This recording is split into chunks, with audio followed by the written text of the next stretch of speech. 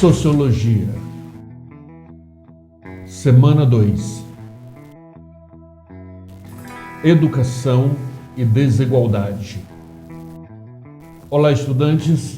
Nesta semana vamos refletir sobre a importância da educação e da escola na diminuição das desigualdades e também vamos pensar o efeito da desigualdade social no acesso e permanência dos estudantes na escola. Vamos pensar nos desafios educacionais impostos pela pandemia e de que maneira as diferentes classes sociais estão tendo acesso à educação.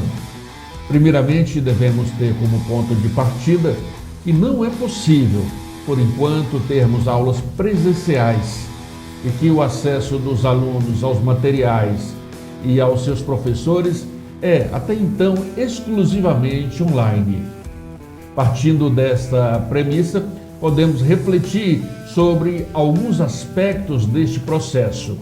Quem são os alunos que possuem total acesso às plataformas virtuais? De que forma o processo educacional tem alcançado os alunos? Quais as possíveis consequências para aquelas pessoas que não possuem acesso? Como se dá o processo de ensino e aprendizagem longe do professor? A primeira pergunta podemos responder com base nos dados do governo federal de maio de 2020. No Brasil, 4,8 milhões de crianças e adolescentes na faixa de 9 a 17 anos não têm acesso à internet em casa. Eles correspondem a 17% da população nessa faixa etária. Aqueles que não acessam a internet de nenhuma forma, no entanto, chegam a 11% da população nessa faixa etária. A exclusão é maior entre crianças e adolescentes que vivem em áreas rurais, onde a porcentagem daqueles que não acessam a rede chega a 25%. Nas regiões Norte e Nordeste, o percentual é 21%, e entre os domicílios das classes D e E, ou seja, entre os mais pobres, 20%. As informações foram coletadas entre outubro de 2019 e março de 2020. Agência Brasil, 17 de maio de 2020. Quando pensamos na realidade da maioria dos alunos brasileiros, estudantes da rede pública de ensino, esses números são ainda maiores, pois, segundo a pesquisa, no interior da população brasileira, 17% das pessoas que não têm acesso à internet são crianças e adolescentes entre 9 e 17 anos. Essa porcentagem aumenta muito se levarmos em conta apenas os estudantes da rede pública, onde se concentram as classes sociais com menor renda. E como as diferentes classes sociais estão vivenciando essa experiência do ensino remoto? Mesmo os estudantes que possuem acesso à tecnologia estão enfrentando diversos problemas. Estudar pela internet não é tão simples. Requer, além do esforço pessoal do estudante em buscar o material, estudar sozinho todas as matérias, assistir e entender as aulas, é importante também ter um espaço tranquilo e silencioso para o estudo. Muitas casas não possuem quartos individuais para os filhos. Muitas vezes não há nem mesmo uma mesa onde o jovem possa estudar e fazer deveres enviados pela escola. Quando pensamos nas classes altas e médias, a realidade é bem diferente.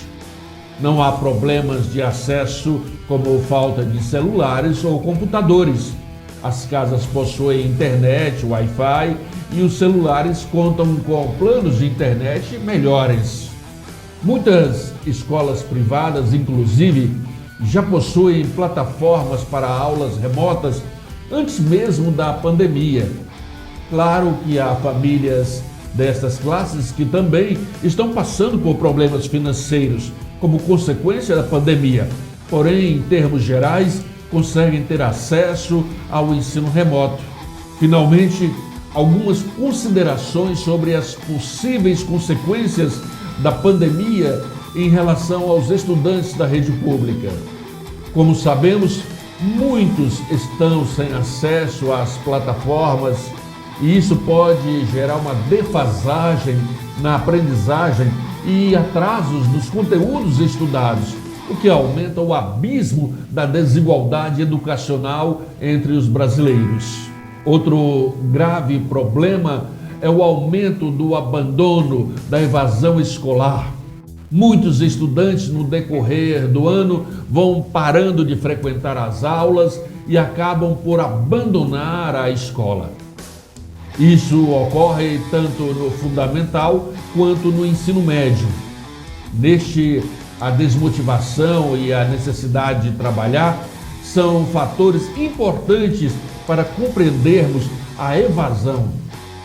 Com a pandemia, como já falamos, muitos alunos se veem desestimulados porque não têm acesso às aulas e aos materiais online, o que dificulta o processo da escolarização.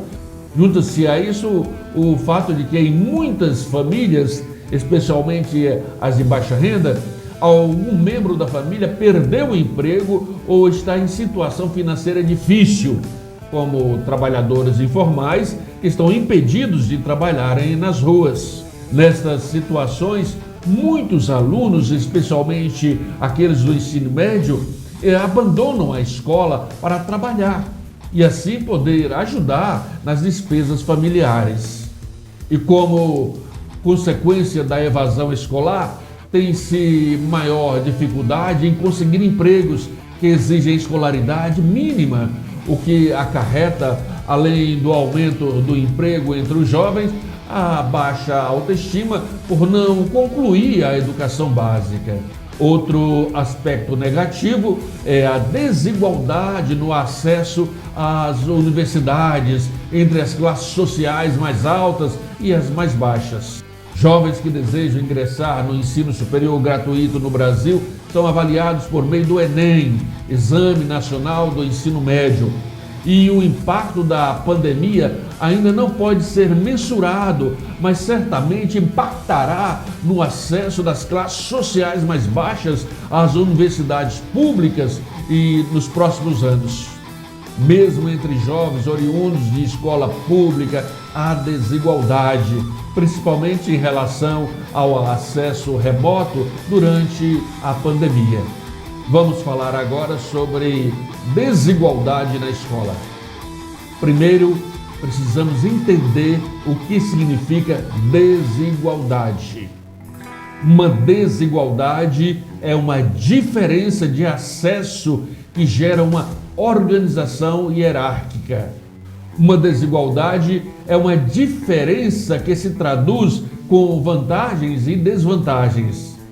Existem diferenças de sexo, de idade, etc.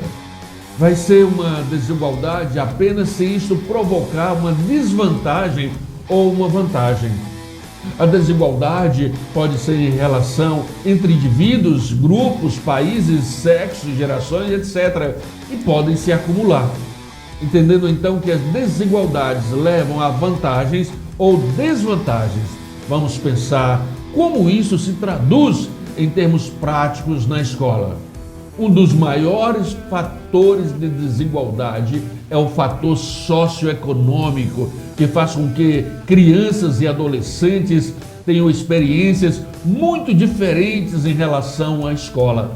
Há realidades sociais que interferem de forma positiva ou negativa no desenvolvimento escolar. Como assim? Vamos supor uma situação. Pense que você é um jovem que estuda numa escola próxima à sua casa. Sendo assim, não precisa acordar tão cedo para chegar no horário. Imagine você entrando numa sala de aula com aproximadamente 30 colegas, mesas e cadeiras confortáveis, o professor chegando na sala e ligando o computador para exibir no telão um pequeno filme para introduzir a matéria.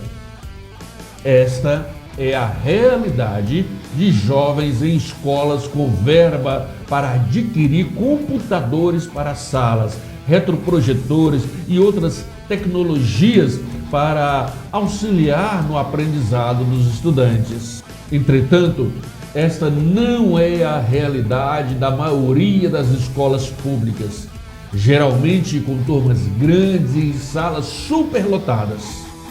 Muitas vezes há uma única sala para passar filmes que é compartilhada entre professores e turmas da escola.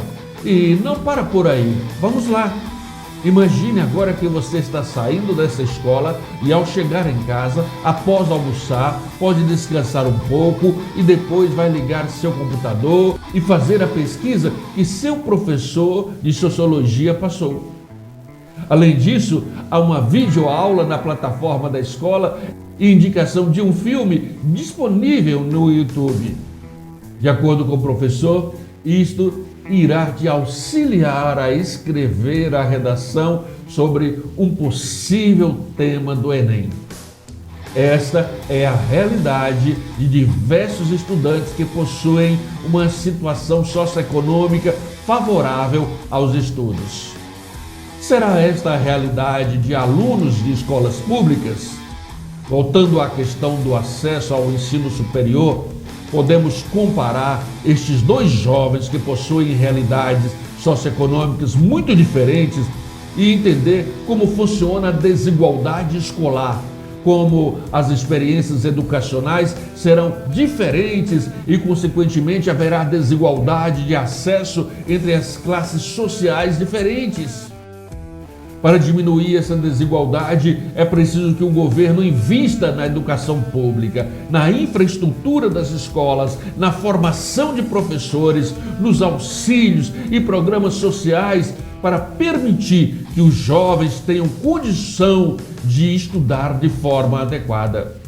É preciso diminuir as desigualdades sociais para que haja equidade de acesso à educação básica e superior. E é necessário que haja acesso à educação básica de qualidade para que as desigualdades sejam reduzidas drasticamente e permanentes. Olá, eu sou Robernani Ferreira Lima, do canal Coisas do Reino.